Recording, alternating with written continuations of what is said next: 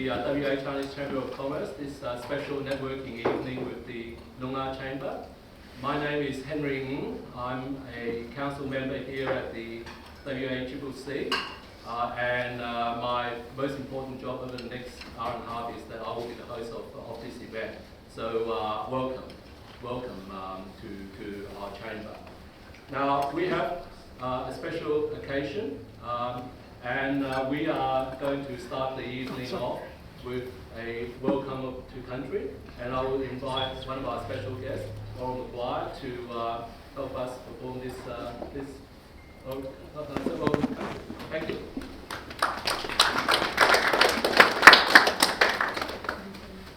Thank you. It's wonderful to be here. Thank you for coming along. It's good to be here and for me, good to be back here on Noongar. I've just returned from the US on Monday night. And, anyone who's travelled to the US knows that it's not a little trip over the beach. It's a 24-hour flight on the plane. So, and then I was stuck in Doha for 9 hours. So, still a little bit sleepy, so if I fall off, but on behalf of all of us, Noongar mob and First Nations peoples in the room, I want to acknowledge all of my family and more that are here, because we stand on our sacred lands.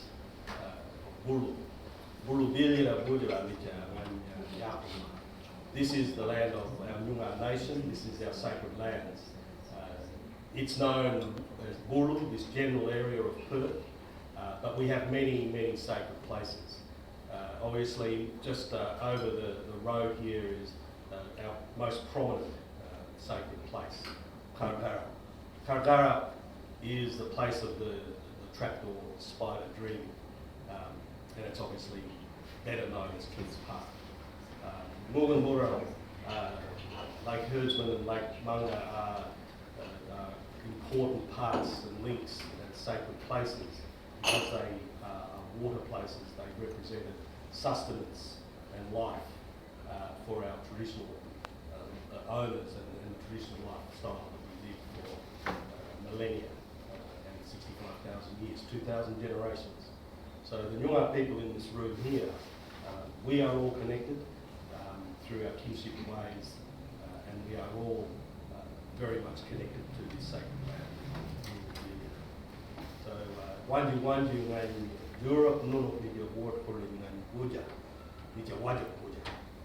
Ni dia boja ngan nunuk yakin nunuk word for ni dia wangin Europe ni titir ni nganin ba. Nunuk word for ngan boja ni dia deman kang mam ka weird Europe ni nunuk ni dia ni ngan boja. Borwan nunuk ka weird now. So in our language, I just stated, this is an important gathering. We welcome you in our old language. This language is a first law language. It speaks of concepts that hold first law that was given to us as Noongar people by the Creator. So our languages hold the sacredness of first law, the law of nature, the law of the Creator. And the wisdom that's held in our languages hold the solutions for the crisis that we have in our climate. So our voices are more than just opportunities to welcome people to country. They hold sacred knowledge, and that sacred knowledge is so critical at the time that we are sitting in the existence of as humans. We have abused Mother Boja, we have abused Mother Earth to the point where we must collaborate, we must tell the truth, and we must focus back on the principle of putting country first. If we are to survive, because the land will regenerate without us when we're gone. So it's about our survival. And these are real important platforms. I think our business community and Tim and I have been invited by Tony and the chamber here. This is a very important collaboration that is, we're very overwhelmed almost as a chamber to participate come along here tonight and provide some clarification, I think, about the important issue that we've got. But for now, thank you and welcome. Thank you. Okay, thank you very much. And I will say too that in my role as the host of this evening, allow me to acknowledge the traditional custodian that are with us this evening. I will pay my respect to elders past, present and emerging, and a special acknowledgement to all the First Nations people that are here with us this evening. Now, allow me now to pause for hopefully a little bit of public fact. Now, I think many of you will know what just transpired is that there was a welcome of country, and I then provided an acknowledgement of country. Now, this has been, I think, the traditional custom in Australia for, I guess, the last 15 years or so. It's come to being, and I've seen it cause a lot of confusion and worry with people thinking, what is it? How do you do it? Now, to me, when I first encountered it, I thought it was actually very similar to something that we as Chinese encounter. Now, we have a saying in Cantonese, which is, "Yap mo kiu ya, yap miu bai sa." Now, what that means is, when you first enter someone's home, first thing you should do is to greet the people that are there. That's the first part. The second part is, if you first enter a temple, you should always offer a words of prayer. And it doesn't matter whether you worship the deity or not, but it's just something you do. And the reason why you do that is because it's both polite and it's a sign of respect. Now, I've always found that as long as I keep in mind that the welcome, and obviously welcome can only be done by an original person, but acknowledgement can be done by everyone else. As long as you keep that in mind and your acknowledgement is from your heart, then you really can't go wrong. So I hope that my acknowledgement was important. And with that, I will move forward and complete the other acknowledgement that I should do. Can I invite all the other council, WA Chinese Chamber of Commerce Council member to stand up just briefly, just so everyone can see who you are, please. And around the back as well, Alina, Jeffrey and NC. Thank you, please be seated. We collectively are the people who are driving this chamber forward. This chamber has a history of 37 years, and we're the current elders, if you like, who are taking this organisation forward. And I should similarly acknowledge too that in our presence we do have past elders of the chamber present. I acknowledge and pay my respect to you, and hopefully we'll have amongst all of you future elders for our chambers. I hope that will be the case. Now, allow me to invite President of the WA Chinese Chamber of Commerce, Tony Chong, to come up and say a few words. Tony, please. Thank you, Henry. Some of you might have just maybe that we will not just know that yes, we are. I would see ourselves as custodians rather than elders. Elders suggest that maybe in age or otherwise. But more serious, thank you very much for that. I do acknowledge on behalf of the chamber that we are watching and I do like also to pay our respect to those past, present, and emerging. So welcome to everyone here who's of First Nations people here to the event tonight. This is a very special event, not because we say it's a special event, but it is very important for us as a chamber. We as a council have been in the past and will continue to do so under my presidency. Work very, very closely with many chambers in town. Doesn't matter what sort you are. It's very important that in a community like us, we maintain diversity, we maintain ideas, and we work together. And so it is very important for us to maintain the connections that we have with various business chambers, including and more importantly as well the Noongar chamber, given this significance of the Noongar Chamber, and what I will perceive in the future increasingly even, and where it should be, a very important chamber for our community. So welcome on that note. Tonight we will hear, expect to hear a fair bit about the Noongar Chamber. I want to also say that we all know there's a debate going on about the voice. It is, as a chamber, people ask me from time to time, what is the stand of the chamber? I can say personally, I am a huge supporter of what you do in Noongar. People have their views. I respect that.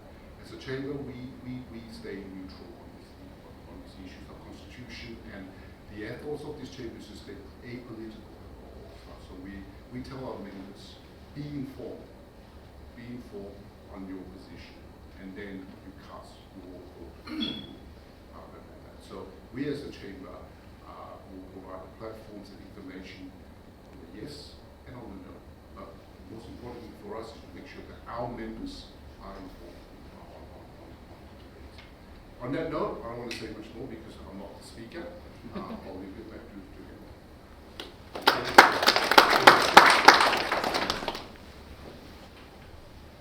Now, you may have noticed that we've got cameras and cameramen set up. Just so you know, Terry Lee is funding and commissioning this video of this event, because it is a special event for us in the chamber. But I think Terry also wants to do some preparation for the referendum. So if any of you have any issue about being video, then please let either myself or Terry know, and we'll make sure that you don't appear. Okay, that's the best I can do. Okay. You can also hide from the camera too. That's more practical. Okay. Now allow me to now make an introduction for our speakers. I'll only be very brief. The Noongar Chamber has been in existence since I think 2018, and based on my discussions with Gordon, Tim, and others, and the review on the website, your purpose is very similar to the WA Chinese Chamber of Commerce in that it's a platform for your membership to who are basically essentially Aboriginal business people to get together, form a platform, network with each other, but also have a voice and also have an outreach. So in that sense, I think that there's a lot of similarity between our organisations. I should say that this particular event, it's a long time coming for me, mainly because I live on the west side and I drive to the chamber all the time. I drive by Godfrey House almost all the time, and I've been seeing your sign outside Godfrey House for about 5 years. And every time I see it, I always say, I really need to get to know our chamber, to get to know us. And I've been saying that for 4 years. Tonight, finally, we did it. So with that, can I invite Tim Milsom, CEO of the Noongar Chamber, to come and start the talk. Thank you. Thanks. Lovely to be here. And like you say, Henry, it's taken some time for us to actually arrange to be together, but we are now. And you know, this chamber, I'll give you a bit of background about myself, because me being a Wajula, which is a white person in Noongar language, standing in front of representing the Noongar Chamber of Commerce is quite odd. And so my background, I started my own company when I was 20 years old. I've got a rubber and plastics company in England, and started when I was 20. I'll be 60 this year, and I still own that same company. So 40 years I've been in business. So that tells you, that I'm qualified to be the CEO of the Noongar Chamber of Commerce, because I've actually been in business for 40 years.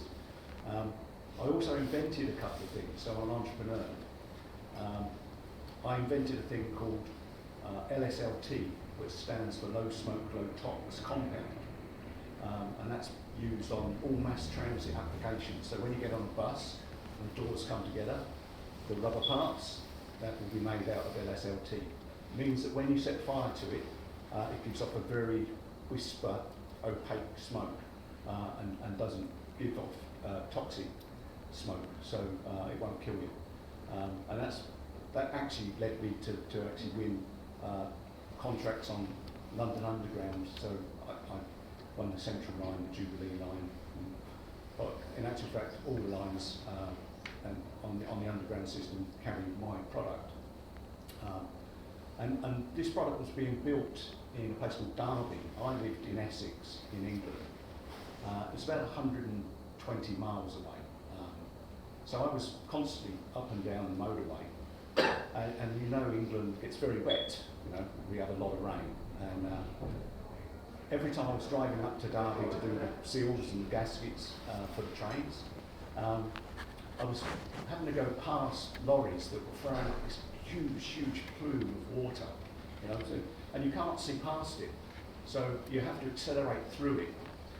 And it's really dangerous, you know. So I come back to the factory one day and I said, mate, this is crazy. Why, you know, it puts people on the moon, but I can't drive on the motorway safely. And somebody said, well, why don't you put a brush around the wheel arch? And I thought, okay, I've got a rubber and plastics company. Why don't I develop a brush that could actually go around the wheel arches?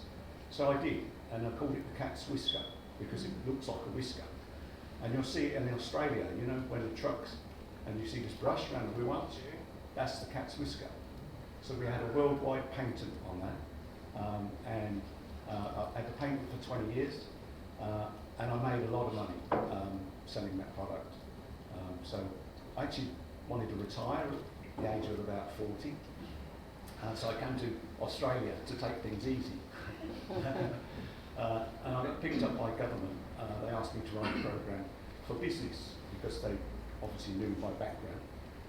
So I wrote a program called Small Business Solutions, and that was basically going into businesses and seeing where they sat in regards to, you know, business plans, marketing plans, understanding their customers, that sort of stuff. It was a very successful program. Troy Buswell was treasurer. He gave us $5 million to roll it out. I had about 30 consultants working for me. And I met a fellow called Gordon Cole. Gordon Cole was supposed to be here tonight, but unfortunately he had to fly to Melbourne for another meeting. But I met Gordon then, that was 17 years ago. And we thought we might be able to take this product and put it into the Aboriginal communities. But unfortunately it just didn't work.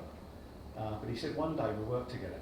And I thought, okay, one day we might work together.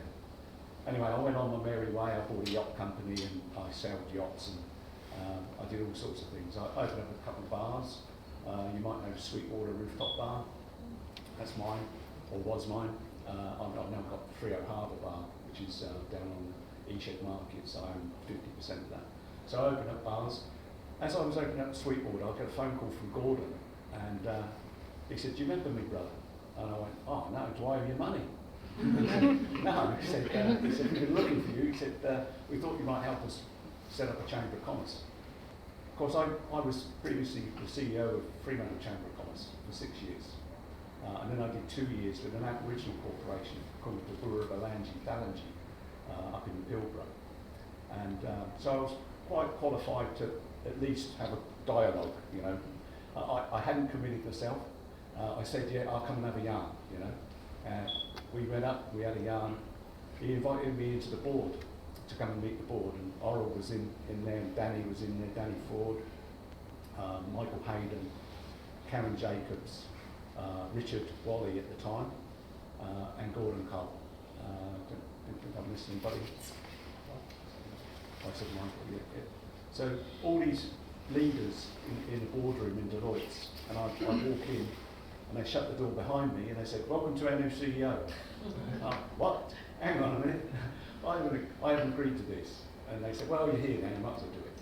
I thought, okay, well, I will. So I have. And I've been with them now 6 years. And we've grown the Chamber to 530 members to date. We're the fastest growing business sector in Australia. We're growing at something like about 12.8% per annum.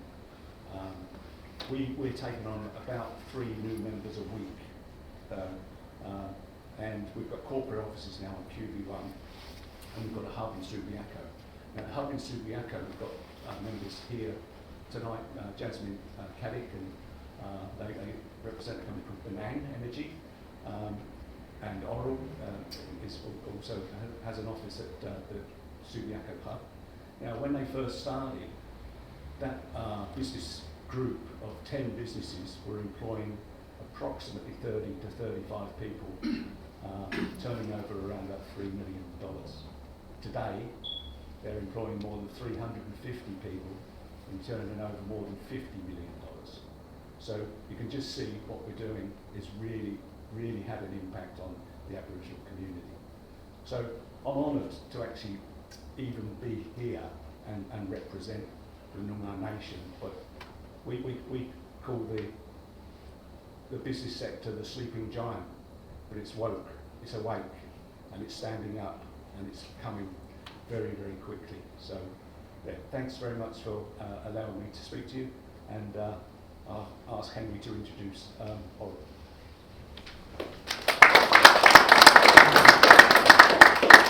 Okay, thank you very much, Tim, for a very inspiring and interesting and entertaining talk. I will now introduce Oral McGuire again to begin the talk.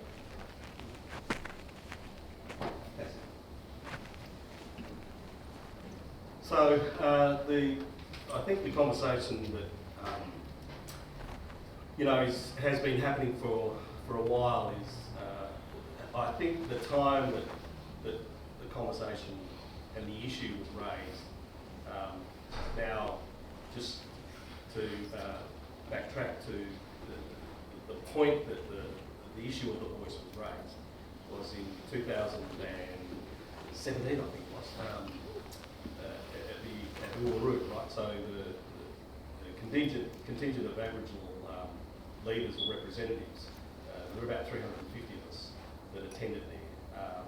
And there was a very comprehensive process that went through the selection and election process of Aboriginal people representing all sectors and all parts of the Australian continent and the Indigenous First Nations community.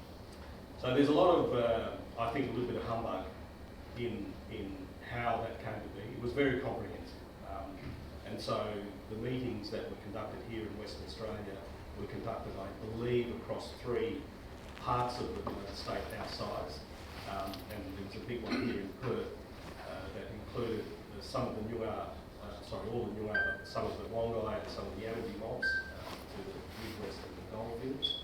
And then there were other meetings conducted in Broome and Kununurra and Port Hedland for all those groups up there. So there was a comprehensive process of consultation and engagement with community for people to be selected. Now, that group of 300 people that went to Uluru in 2017 sought, and that's where the Uluru Statement of the Heart was presented at the end of the 5 days of our summit. And I can tell you that those days were long. I was one of the representatives for the Noongar Nation to attend that process and participate in that dialogue. So it was very comprehensive. It was long days, 5 days of visiting, the Mutijula and other communities, remote communities, meeting the community and the peoples in the townspeople in Alice Springs, and obviously being out at the Uluru Resort, conducting our business around what we were gathered there for. So out of that came the Uluru Statement of the Heart, which talked about the truth-telling process, which talked about the voice and the pathway to treaty talks. So I'm just going to pause there for a minute because that background, I think, is really important. And so what we have now, and remembering that we're now past halfway mark of 2023. So it's taken 6 years for 2 governments now. The Liberal people dismissed all that work that was done, and Turnbull at the time, you remember, came up because of the influence, I think, of the National Party with the block that said the third chamber to Parliament, or third chamber of Parliament, which was one of those really confusing and disruptive moments, right? With a process that has been so comprehensive, where Aboriginal people once again did an enormous amount of work within our own communities and in a country the size of Australia. We must always recognise that Aboriginal people are very conscious. It's our cultural law to not speak for others. And so the process of engagement and consultation, as I said, was very comprehensive. We had done that work. We had attended and gathered at Uluru, the centre of our universe, such a sacred and significant place for us to have these conversations. We then developed the Uluru Statement of the Heart, which brought tears to an enormous number of us in the room on the day, the very early morning that it was presented. So it's a very emotive, statement, very genuine, very much we wanted it to be presented to the Australian people. And then the federal government and the Prime Minister cut it off in one fell swoop with a falsity that they now have come back, quite a while ago, came out and stated that it wasn't factual, right? The whole third chamber argument was not real. Now, this is the sort of stuff that goes on in Aboriginal affairs, and I can, certainly someone my age and Miranda and Peter, a few of us oldies in the room here. I just think the issue of confusion. We are all Australians here. It doesn't matter where you come from. It doesn't matter what language you speak and what family and cultural ways you have. We are here as Australian citizens. This referendum is a responsibility for us as Australians to vote on. And so when we make this decision to whichever way we vote, what I implore is that, as Tony, you stated with your members, you really must inform yourself. You can Google anything, and I mean anything. We know this.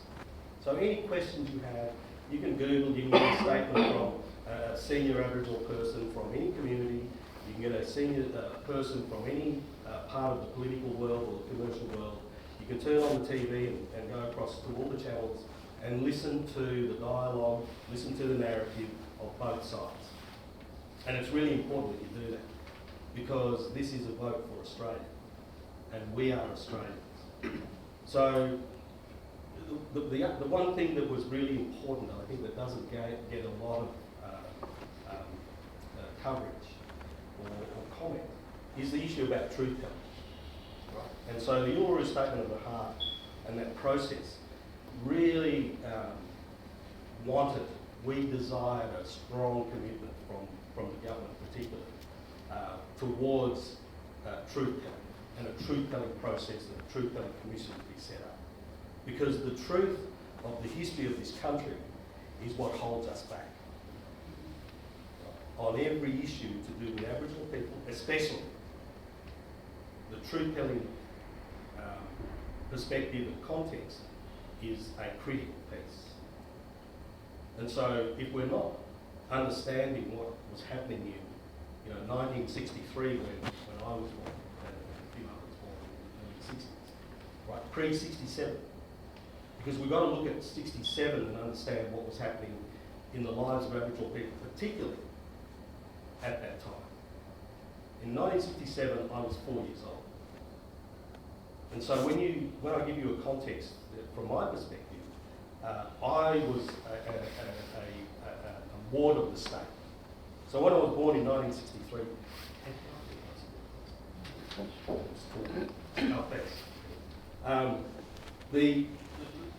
when I was born in 63, for those first 4 years of my life, I was not a legal citizen of this country.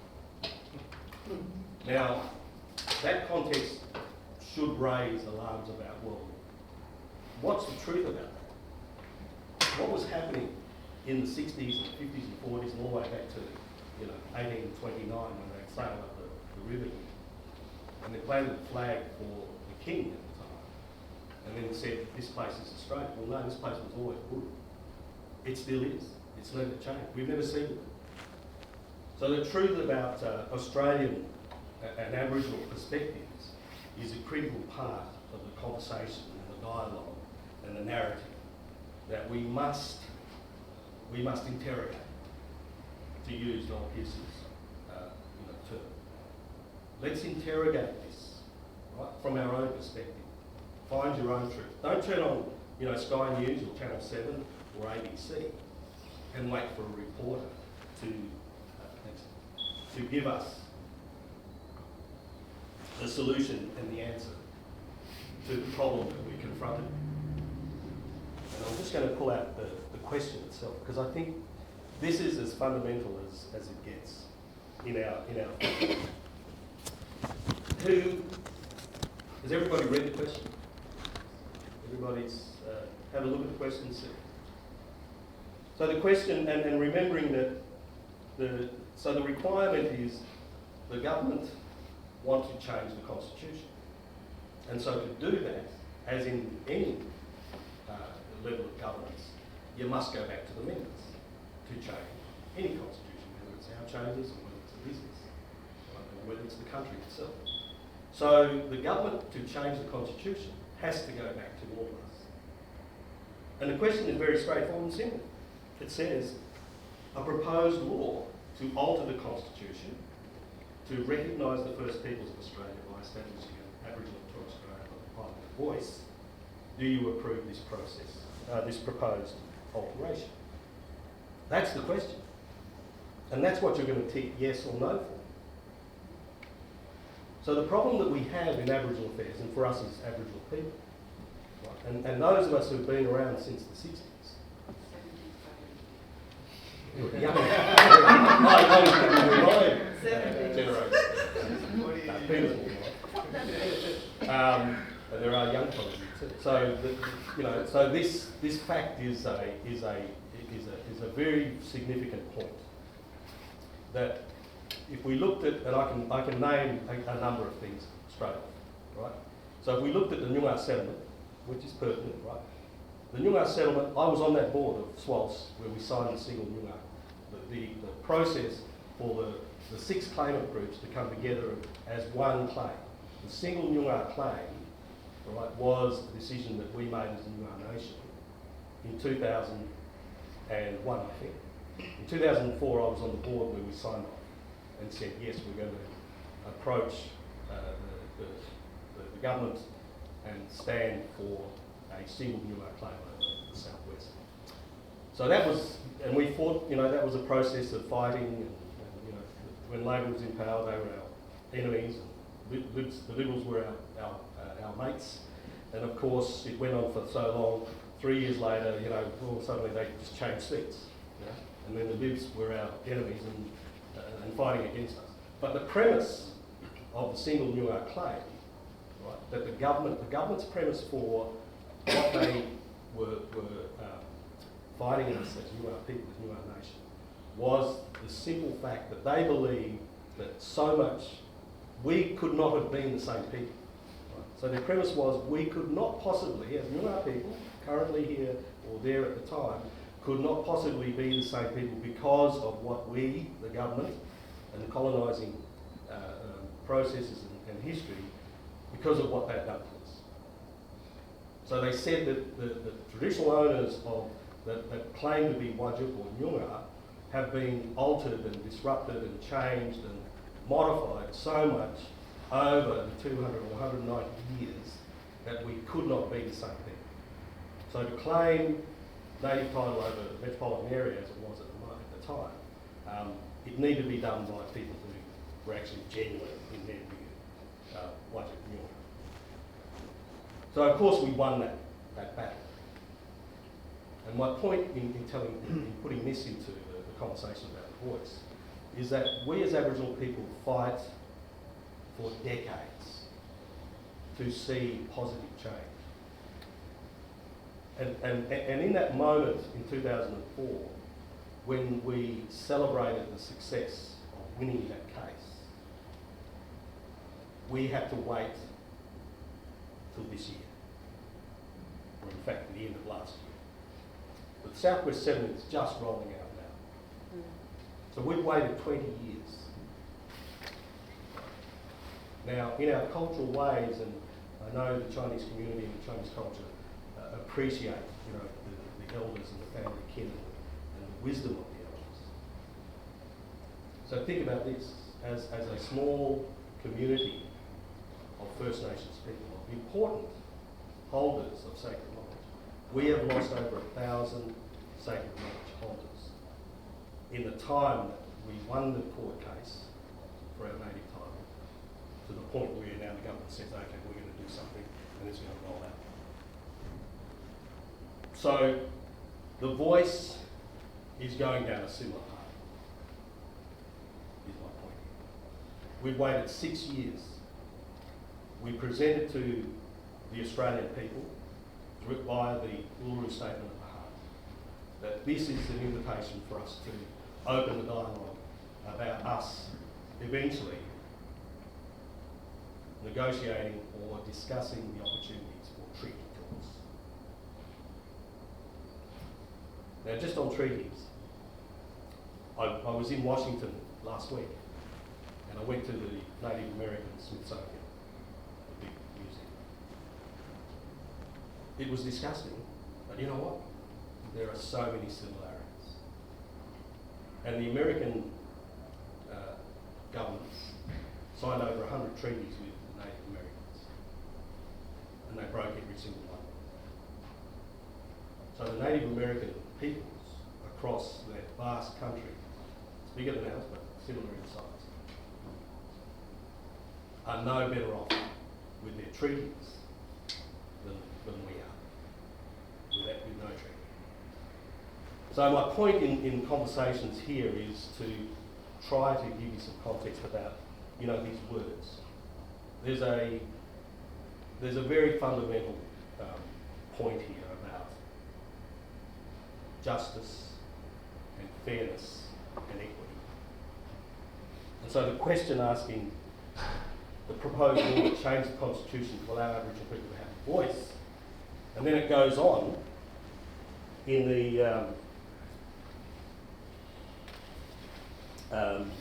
what are they called? In recognising it, there's those 3 points about the body should be called the Aboriginal and Torres Strait Islander Voice. The voice may make representations in Parliament to the executive government on the matters relating to Torres Strait Islander peoples, right? Point 2. Point 3 was about the Parliament shall subject to this constitution have power to make laws with respect to matters relating to the Aboriginal people, including composition, functions, powers, and procedures. So, as First Nations peoples, I would ask you, is it fair, is it appropriate for Aboriginal people, considering who we are as First Nations, as First Law holders, as custodians, as cultural authorities of our traditional sites, sacred and sovereign lands, is it time for the Australian Constitution and the Australian community to accept that Aboriginal people hold a special place? Now, there's a lot of non-Aboriginal people who would say, no, absolutely not. Because the Australian today has evolved to be this. But the government, in my view, and I'm heavily engaged in government stuff, I can tell you. Government's thinking is very, very disrespectful of Aboriginal people. The government and the system, right? The system, not governments in terms of individual governments and executive governments, but the system of governance and government in this country and in America and in Canada and in New Zealand and other places where countries have been colonised and peoples have been colonised. First Nations peoples and Indigenous peoples present a massive challenge for these systems.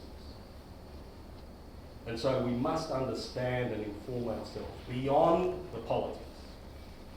Peter Dutton's speaking in a way that he is speaking to represent, or to represent a concern that he has for Aboriginal people.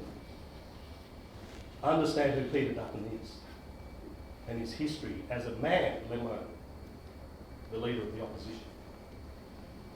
At the end of the day, these politicians are just humans like us.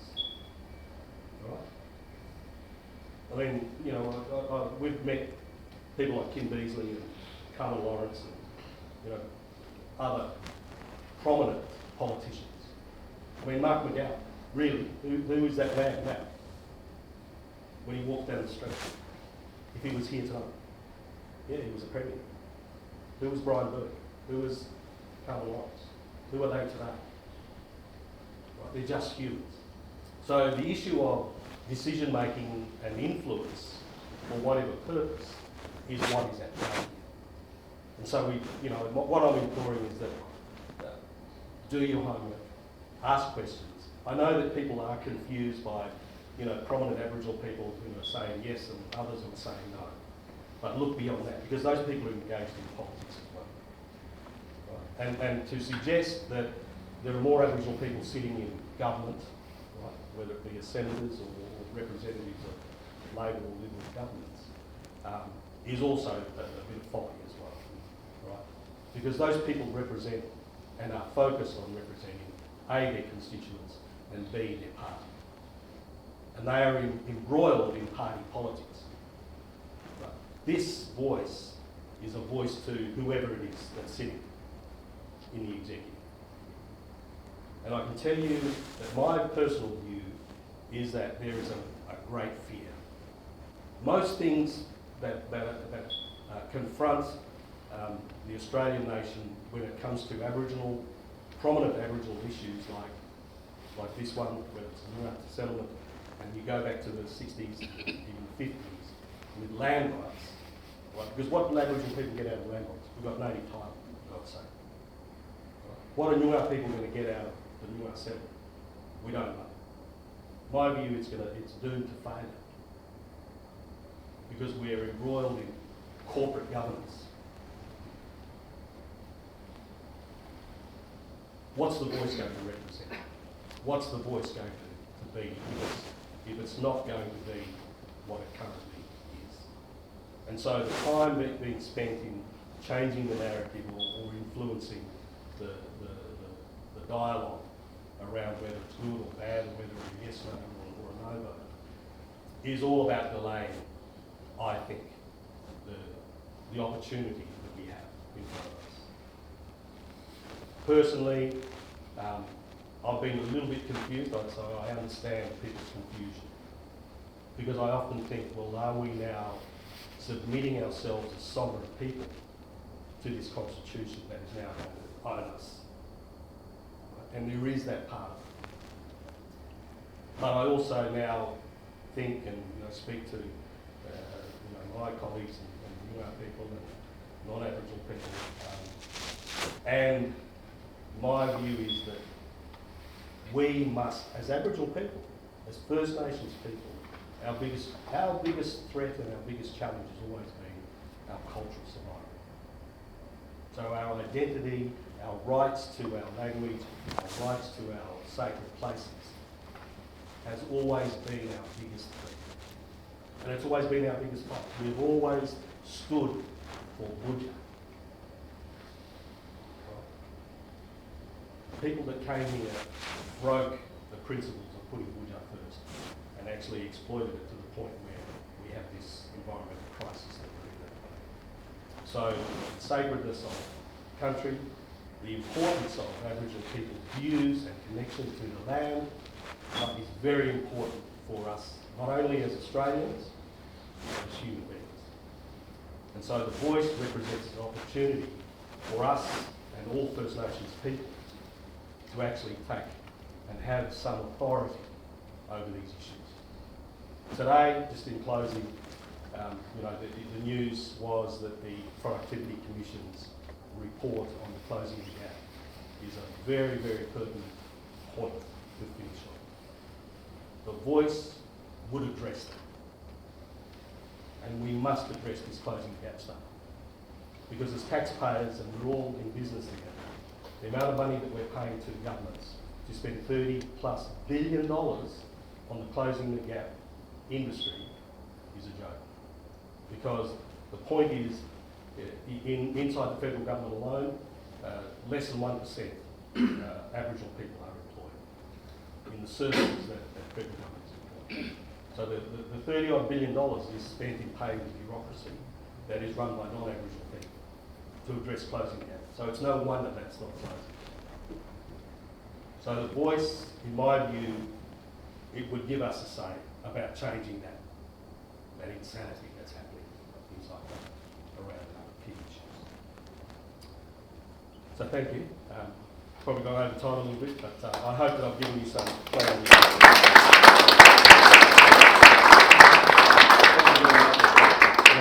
Now, before I open the floor up to Q&A, can I just acknowledge that we have just joining us Kyra. Kyra, please stand up. Kyra is the official WA ambassador to the Yes campaign. Thank you for joining us, and if anyone have any questions, please direct them to Kyra as well. Okay, it's an opportunity for you to ask your question, so please, the floor is open. Really? Okay. Carl, do you have any questions? Or would you, is there something you would like to say? Sorry, I'm putting you up.